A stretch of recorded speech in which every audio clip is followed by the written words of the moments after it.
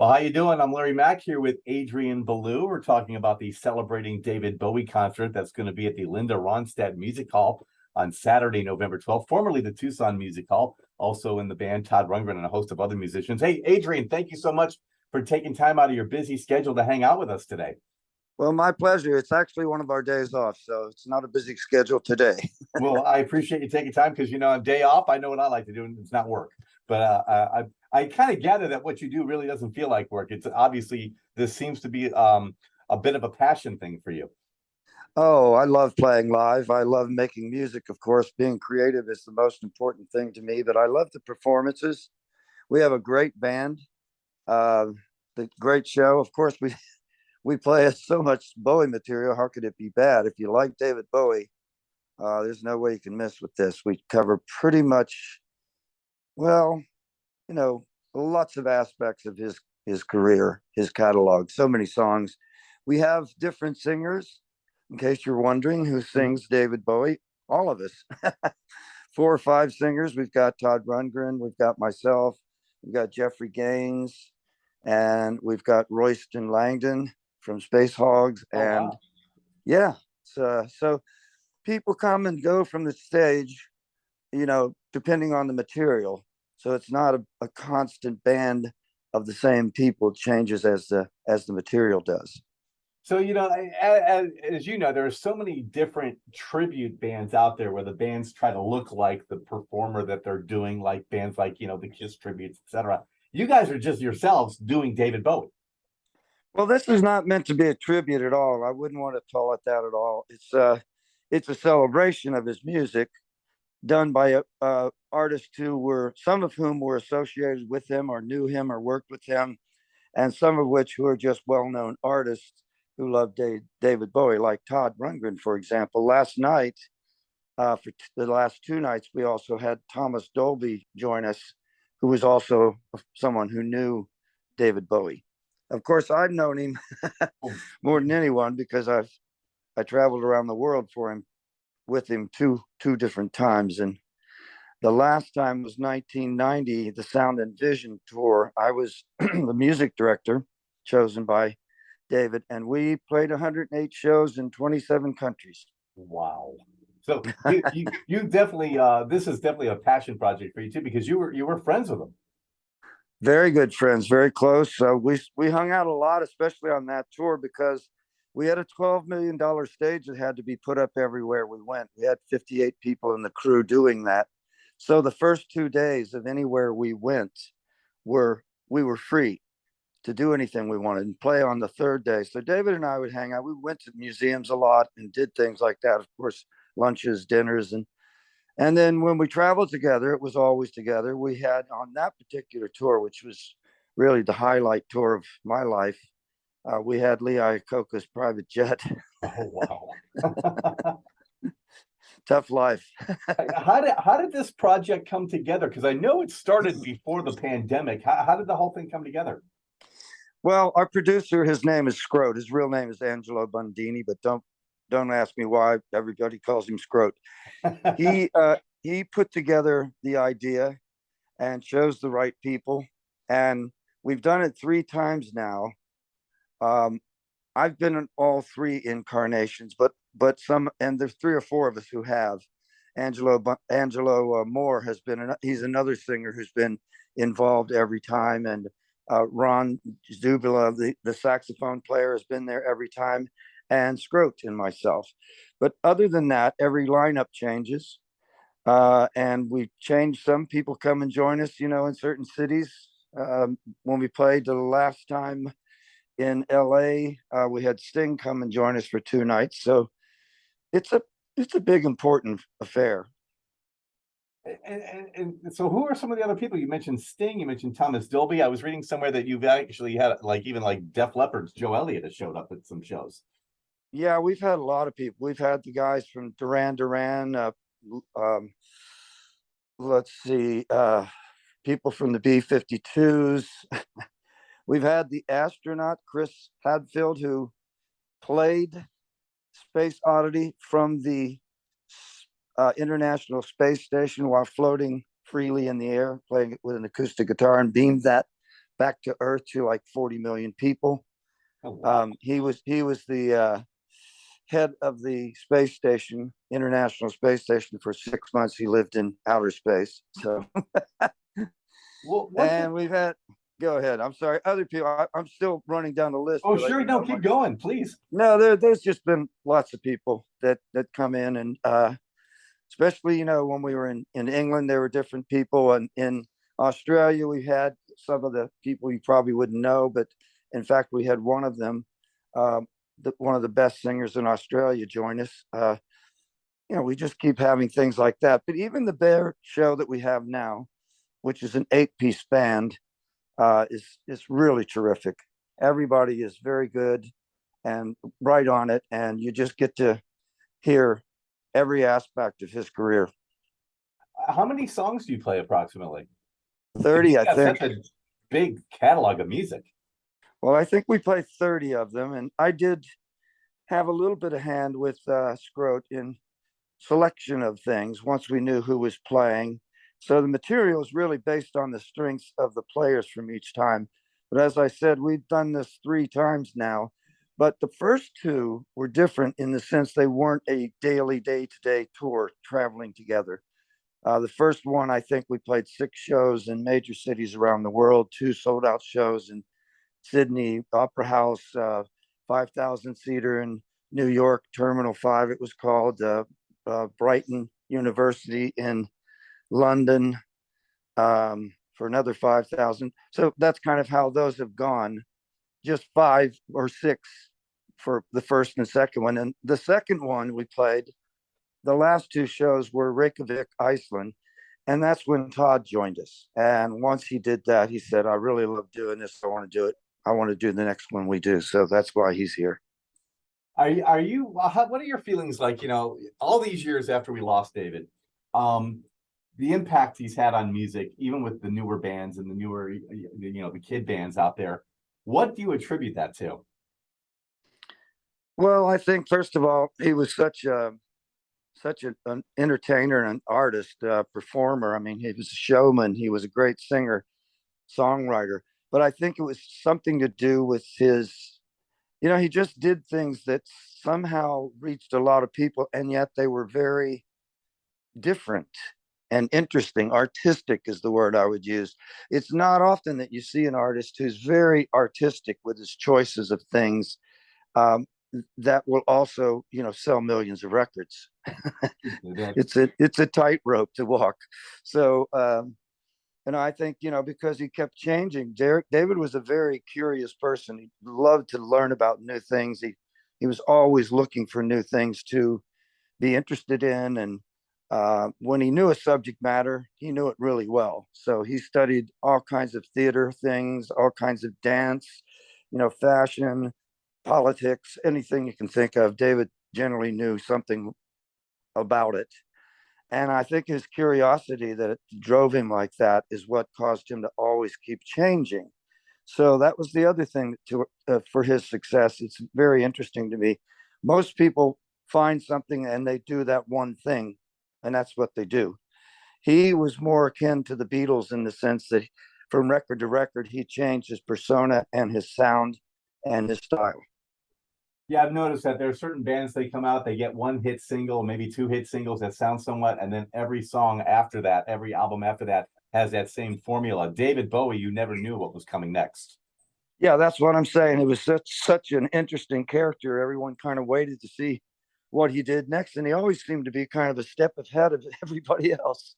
So, I remember driving up 21st Avenue South in Nashville when I was a starving musician.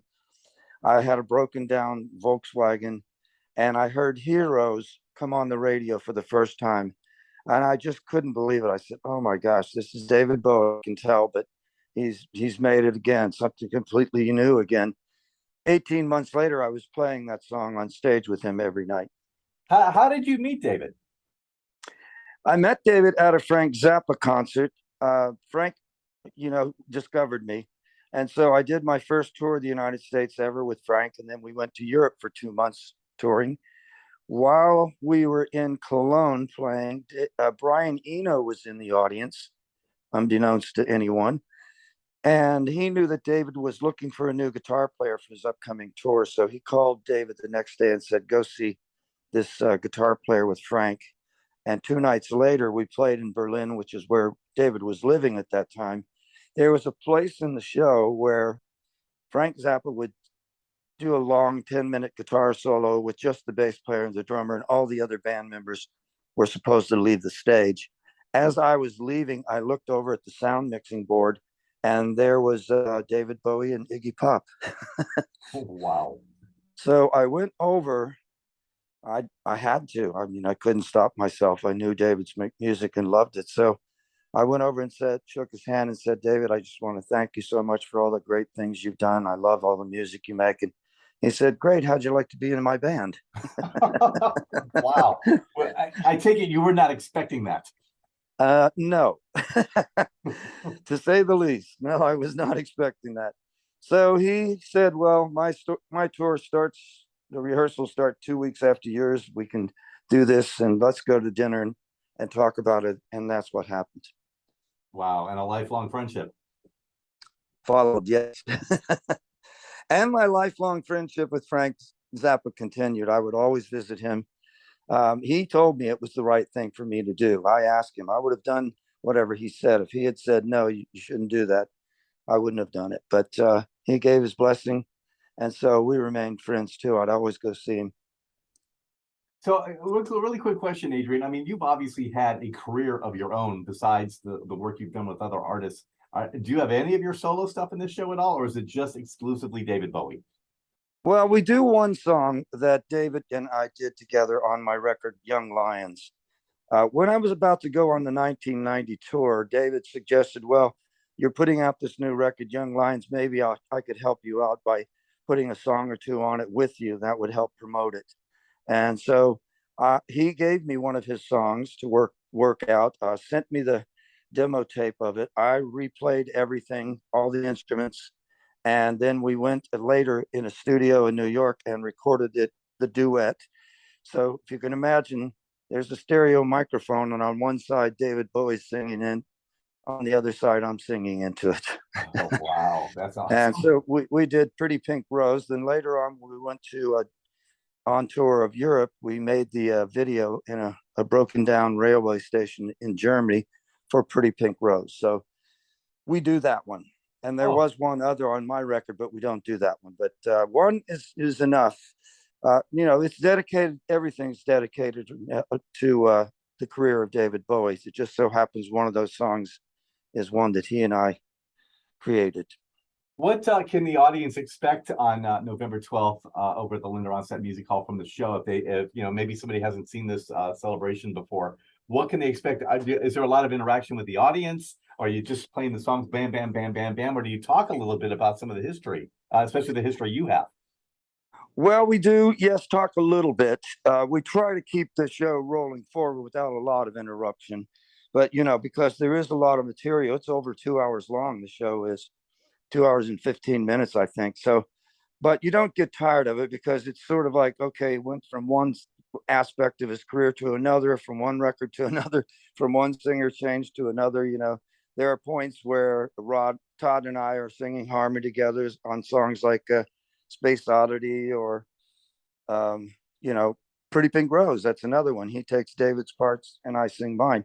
And so it's never at all boring. There are times when we interact with the audience in a, well, I hate to use the term showbiz way, but sort of like that, come on, get up and dance. We engage them in that way kind of thing. In the places that I think David would have done that in songs like Rebel Rebel, for example. And then, so that show it's called Celebrating David Bowie. And can you name again, besides you and Todd, who else is in the band? That way some people can check it out on the site. Angelo Moore is in the band. Jeffrey Gaines is in the band right now, but when Angelo Moore comes back, he will be in the band for the rest of the dates and will be there in Tucson. And Angelo Moore, by the way, is an incredible stage presence. He's the guy who jumps around in the audience and just does amazing things. He's in the band Fishbone. People know that band. Oh, I've interviewed Angelo. He's great. Angelo is a wild man on his own. Yes. I love watching his part of the show because he changes costumes all the time and does sort of that aspect of it that I don't do. And Todd does some costume changes too, but it's not really based on that. It's more based on the songs. The bass player is from San Francisco, and her name. Wait a minute here. Somebody's at my door. Hold on. No problem. I'm in a hotel room. Anyway, her name is Angeline. Now I've forgotten her last name. Doggone, can't believe that. The drummer is Travis McNabb. He's from Nashville. And then I told you Ron Dubula from the saxophone player, who also plays keyboards. Scroat plays guitar and sings, as does Ron. Let me make sure. Royston plays piano or 12-string guitar, and he sings he's a great singer too, from England. So he sounds a little more like David than most of it. And then we have Todd, and I guess that's 8. I think I included everyone. Yeah. Well, it sounds like it's going to be just a party there at the Linda Ronstadt Music Hall on November 12th here in Tucson. And Adrian, is there a website people can go to if they want to learn a little bit more about the show? Celebratingdavidbowie.com, or you could go to my Facebook if you want, Adrian Belew Facebook. I don't know what the URL is for it, but a lot of comments about the shows there. So people who've already seen them, and the comments are amazing. I mean, people are just, they go crazy over the show. You can't leave the show unhappy. You'll be dancing by the end of it, and you'll be kind of so thrilled that you finally heard all this music again. And you'll probably even recognize songs you didn't think you even knew. I love going to shows like that. Like, I forgot about that one. Yeah, you will do that in this show because not all just obvious songs. You had so many hit songs. There are a few in there that are a little deeper cut kind of things that you say, oh yeah. I love that stuff. I love that at concerts. I'm looking forward to the show. Adrian, thank you so much. I appreciate you taking time on your day off to hang out with us here in Tucson for a little bit. Well, I can't wait to come to Tucson. I never get to play there. I really want to come there. It's a wonderful place. I have been there, but it's been a long time, so I'm looking forward to it. Well, I'm looking forward to seeing the show. I will see you on a Saturday night, November 12th, over at the Linda Ronstadt Music Hall. Again, more details about the show, go to celebratingdavidbowie.com or check out Adrian Belew's Facebook page. I will post that link on our website as well, Adrian. Great. Well, you bring 1,500 friends, and we'll have a great time. I definitely will. I'm only kidding. I don't actually know how big the theater is, but most of them are around 2,000. I think that's about the size of this venue. So yeah, that's what we've been playing. So the stage has plenty of room for production and lighting and full piece giant band like that. Well, and the arena was, just so you know, the arena was just recently renamed after one of Tucson's favorite daughters. It was the Tucson Music Hall, but just recently they renamed it the Linda Ronstadt Music Hall. I was really surprised to see that. I hadn't known about that, and when I saw it on our tour list, I said, "Wow, I didn't know she had her own theater. That's amazing, wonderful." Yeah, they just renamed it in her honor. I want to say within the last year. Wonderful. Well, good for her and good for Tucson. Absolutely. Well, Adrian, thank you so much. It's been an honor talking to you. I've been a big fan of yours for years and years and years. I could talk to you for hours about your career, but we're here to talk about celebrating David Bowie. And thank you so much. You're very welcome, but I'd be remiss if I didn't say, if you don't have my 25th solo record, 25 solo records, that's called Elevator, you should go to my website or Bandcamp and do that. It's one of my best solo records. What's your website? Is it adrianbelew.com? It's .net. Oh, .net, adrianbelew.net. I'm going to go check out the record as well, Adrian. And all the artwork is my digital artwork. I taught myself to do that during the COVID downtime. I'm a painter to begin with, but now I do it digitally. So you get that extra little bit of fun information too. Well, I'm definitely going to check that out. And I'm looking forward to seeing you guys in a couple weeks. Well, less than a couple. You bet. Yeah, we're closing shop here pretty soon. I think we have 9 more shows left. So out of 30, and I wish we were going, but you got to stop sooner or later. Well, what's next for you then after this? I'm going to go home and work on some new music that I was writing before we started the tour, straight into the next record. I already have 7 tracks in the works. And then that'll take up the rest of my year until February. And somewhere in February, I'm going to do the other tour that I do that is celebrating someone. And that is called the Remain in Light Tour with Jerry Harrison and the band called Cool, Cool, Cool. And we're going to be doing 19 shows around the US and Canada.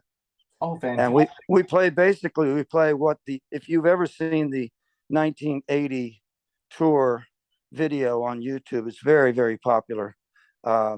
That's our show. We kind of basically use that as our blueprint and said, let's put this show on again, because to me, that was one of the best things we've ever done.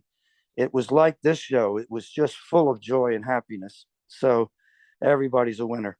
Well, hopefully you'll come through Tucson with that, or at least Phoenix.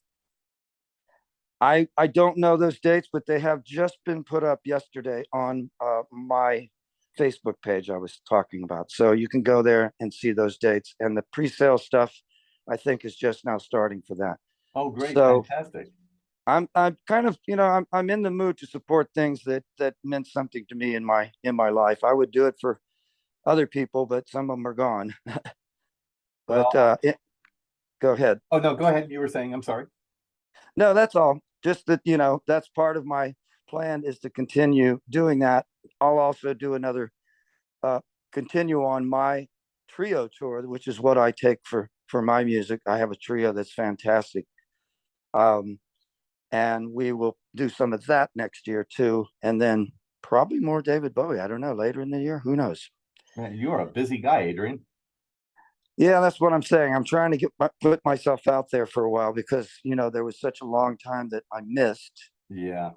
Everyone missed. And on top of that, I believe that all these things we're doing just make people really happy. And that's kind of my goal now. Yeah, that's important, especially I feel like the whole world got depressed for 2 years. So now that's exactly what I thought as I made Elevator. I put songs on it that I felt were uplifting. That's why it's called Elevator. Oh, I love that. So on that note, folks, see you soon. All right, Adrian. And thanks, Larry. Much. We'll see you on November 12th at the Linda Ronstadt Music Hall, celebrating David Bowie. Get your tickets at klpx.com. That's right. All right, Adrian, thank you so much. I appreciate it. It's an honor. I've been a big fan of yours forever. So thank you so much. You're very welcome. I'd love to do it again sometime. Okay. Definitely. Well, hopefully we can set it up when you bring the other band through town. That I'd love. Yeah. That's called Jerry Harrison and Adrian Belew do Remain in Light, in case you're wondering. It's titled something like that. I'm looking forward to that. If it comes to Phoenix, I'm driving there.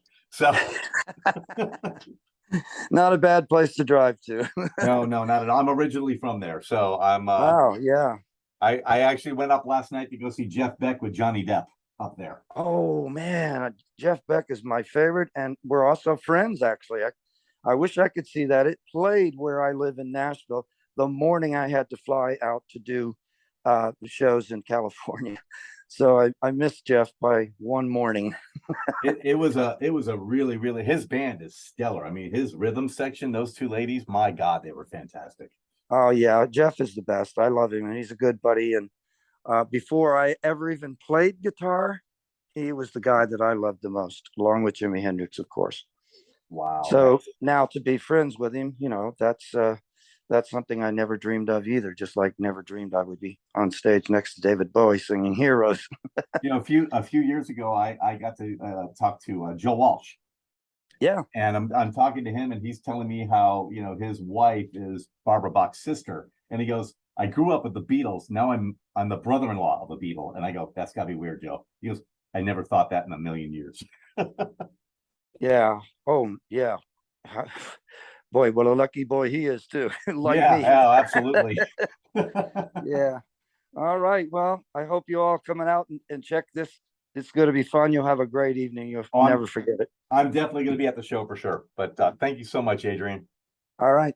Bye-bye. Bye-bye. Take care.